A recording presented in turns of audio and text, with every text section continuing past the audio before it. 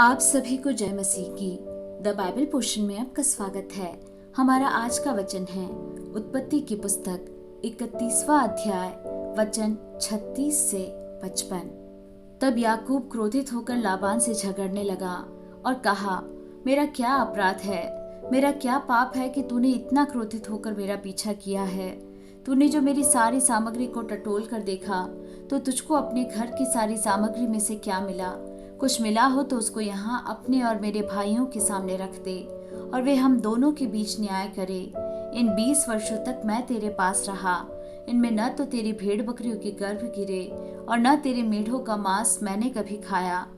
जिसे बनेले जंतुओं ने फाड़ डाला उसको मैं तेरे पास न लाता था, उसकी हानि मैं ही उठाता था। चाहे दिन को चोरी हो जाता चाहे रात को, तो मुझी से उसको ले लेता था। मेरी तो यह दशा थी कि दिन को तो घाम और रात को पाला मुझे खा गया और नींद मेरी आंखों से भाग जाती थी। 20 वर्ष तक मैं तेरे घर में रहा।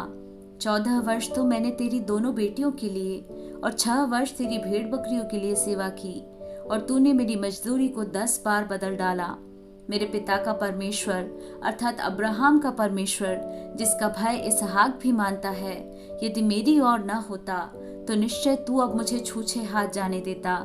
मेरे दुख और मेरे हाथों के परिश्रम को देखकर परमेश्वर ने बीती हुई रात में तुझे डांटा। लाबान ने याकूब से कहा, ये बेटियां तो मेरी ही हैं और ये बच्चे भी मेरे ही हैं और ये भेड़ बकरियां भी मेरी ही हैं, और जो कुछ तुझे देख पड़ता है वह सब मेरा ही है। परंतु अब मैं अपनी इन बेटियों और इनकी संतानों से क्या कर सकता हूँ? अब आ, मैं और तू दोनों आपस में वाचा बांधे और वह मेरे और तेरे बीच साक्षी ठहरे। तब याकूब ने एक पत्थर लेकर उसका खंबा खड़ा किया। तब याकूब ने अपने भाई बंधुओं से कहा, पत्थर इकट्ठा करो। यह सुनकर उन्होंने पत्थर इकट्ठा करके एक ढेर लगाया और वहीं ढेर के पास उन्होंने भोजन किया।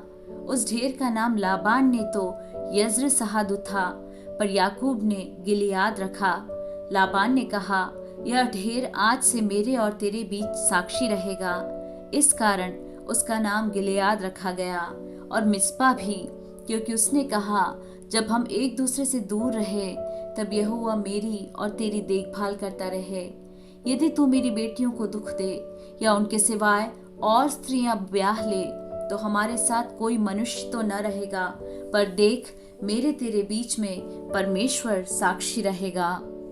फिर लाबान ने याकूब से कहा, इस ढेर को देख और इस खंबे को भी देख, जिनको मैंने अपने और तेरे बीच में खड़ा किया है। यह ढेर और यह खंबा दोनों इस बात के साक्षी रहे कि हानि करने के विचार से न तो मैं इस ढेर को पार करके तेरे पास जाऊंगा, न तू इस ढेर और इस खंबे को पार करके मेरे पास आएगा। अब्राहम और नाहोर और उनके पिता तीनों का जो परमेश्वर है, वही हम दोनों के बीच न्याय करे। तब याकूब ने भी उसकी शपथ खाई जिसका भय उसका पिता इसहाक मानता था, और याकूब ने उस पहाड़ पर मेलबलि चढ़ाया और अपने भाई बंधुओं को भोजन करने के लिए बुलाया।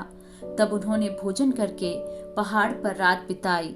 भोर को लाबान उठा और अपने बेटे बेटियों को चूम कर और आशीर्वाद देकर चल दिया और अपने स्थान को लौट गया।